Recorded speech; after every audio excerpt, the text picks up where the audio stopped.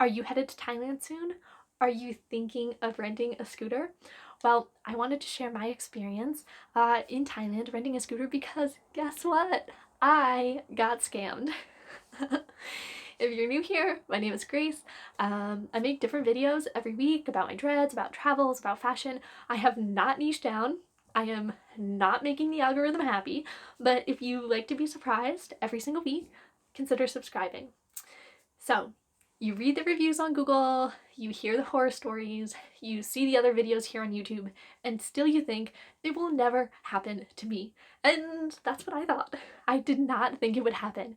We rented 2 scooters on Pagnan with no difficulty, and we rented a scooter on Samui, and we had big problems. I'm going to tell you what happened. I'm going to tell you a little bit about what it's like renting a scooter in Thailand if you don't know, and I'll just share briefly the story and what happened with us, and hopefully it will just help you be a little bit more aware when you're over there and you're just trying to have some fun. All right, so how does one rent a scooter in Thailand? Well, you can pretty much rent them on any street corner from your hotel. There's hundreds of rental places everywhere you go with scooters available for tourists. Typically, when you go to rent a scooter, you have 2 options for putting down some sort of deposit. The first option is to put down your passport. This is because your passport is an important document, and they're assuming that if you do any damage or anything happens, you will pay up because you need to get your passport back in order to get back home. The second option is to put down a deposit. What we were seeing where we were going on Pagnan and Samui, it was about 7,000 baht. That's about 200 US dollars. If you go this route, you should assume to yourself that you are not going to get that money back because they have literally no incentive to give it back to you other than getting a reputation and getting bad reviews. So $200, 7,000 baht, that might not seem like a lot to you, but these scooter rental places are renting scooters for 250 baht to 500 baht for a big scooter per day. So to put down 7,000 baht, that's a lot of money compared to what you're paying per day to rent a scooter. And keep in mind, you can buy a scooter, a used scooter, for 10,000 baht. You can buy a new one for 20 to 30,000 baht. So what happened? Well, my partner and I rented a scooter on Samui for 2 weeks while we were there. We rented from the guy right next to our hotel. We thought, this is perfect, great, nice and local. That was the first issue. It was not so great to have someone keeping such a watchful eye on our comings and goings. He knew right where we were. He wasn't doing anything. He was just sitting out front. He would just watch us go by. Who knows? He might have been coming over in the middle of the night to look at the scooter. We have no idea, but he was right there all the time. The issue that we had was we did get into a small crash. My partner and I were going up a very, very, very steep hill, and we just reached the point where the scooter would just no longer go. The hill was so steep and gravity, and the scooter didn't have enough power, and we went around a corner and the back tire sort of slipped out and the scooter fell. My partner managed to catch most of it. He sort of just yanked his arms. I took the full weight of the fall on my knee. I actually ended up going to the hospital. It was bleeding very badly, but we did crack the front piece of plastic on the scooter in 2 places.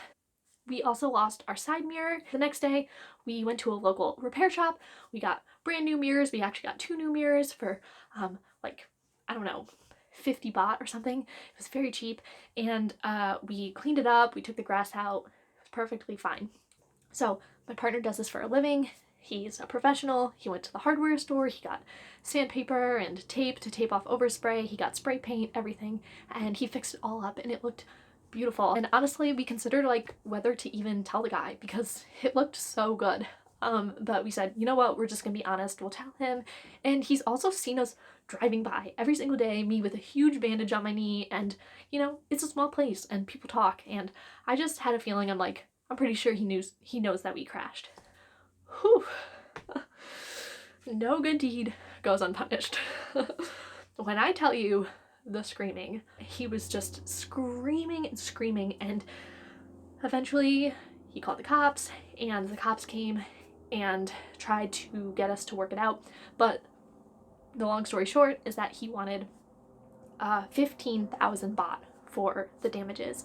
And this included things like 2,000 baht to remove a few specks of overspray that weren't even from us. It was from some other repair job.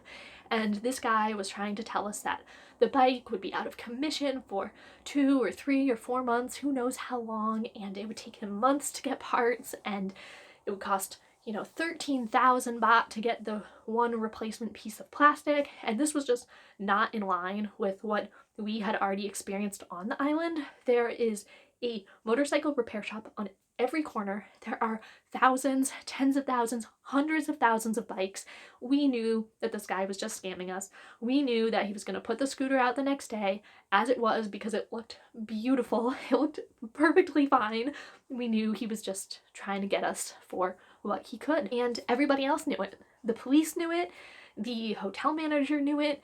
Everybody knew it. But I was in a stuck position because I had given him my passport. So my partner and this guy and the police could not reach a resolution on the street. So we were instructed to go downtown to the police station to hopefully resolve something. Our hotel manager very kindly came with us. We would have been completely adrift. Neither myself or my partner speaks Thai, so our hotel manager was able to translate for us. We went down to the police station. By this point, it's about 10 o'clock at night, and yeah, the guy, he wasn't really budging.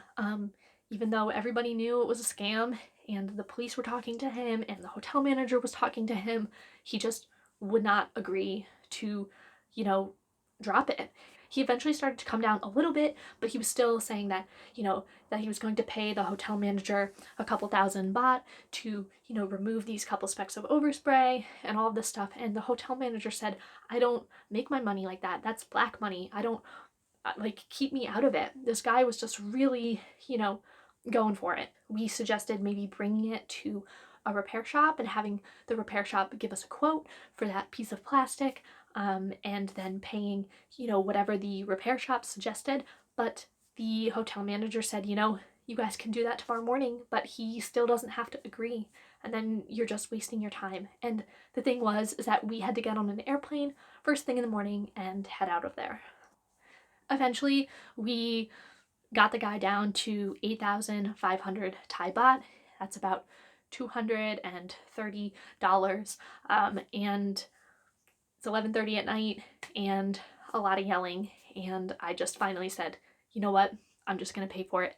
We have to leave tomorrow. This guy's not coming down, and it is what it is. So I took out the money, I paid the guy, and even after I paid him, he was trying not to give me back my passport, and I eventually just grabbed my passport and basically ran out of the police station with my partner. At the end of the day, we were technically at fault. We had a small accident. While we did an excellent repair job and the thing looked amazing, and while we knew this guy was just going to put it out for rent the next day, he was not going to fix it. He was not going to do any repair work, nothing like that. It was unfortunate.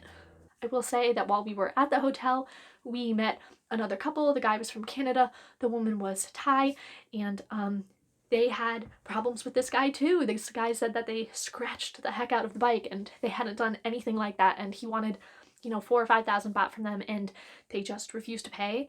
The wife was Thai. She was able to negotiate with him, basically tell him to, take a hike, and unfortunately they left a few hours before this happened for us. Had they been there, maybe we would have been in a different position, but at the end of the day, this guy had my passport and it was my choice to give it to him, but probably not something I will be doing again in the future. Anyway, that's my little story. I hope it helps you. I mean, I guess I made some pretty rookie mistakes. We probably really should have read the reviews on some places. When we were on Pagnan, we did read the reviews and we just ended up picking 2 of the best that had good reviews, and we didn't have any issues with them. And we also rented from our hotel on Pagnan and we had no issues with them either.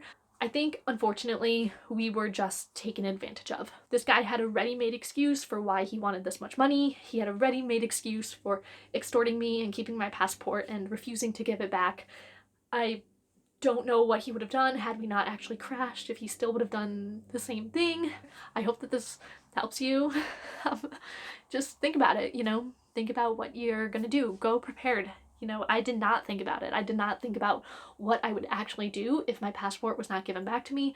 I just assumed that everything would be fine and, you know, I'd get my passport back. But accidents do happen, and I wish that I had sort of played through some of those scenarios to see what I was willing to lose. And going forward, I am not willing to lose my passport, so I will probably end up putting down the deposit should I rent a scooter again. Or I might just buy one. Our friend who lives on the island, who we were going to see, he bought his scooter for 7,000 baht. So, you know, we probably could have bought one, sold it at the end, given it away to someone, something like that. We'll figure something else out in the future that doesn't require me or my partner to leave our passports behind. Anyway, thank you so much for being here. Until next time, ciao!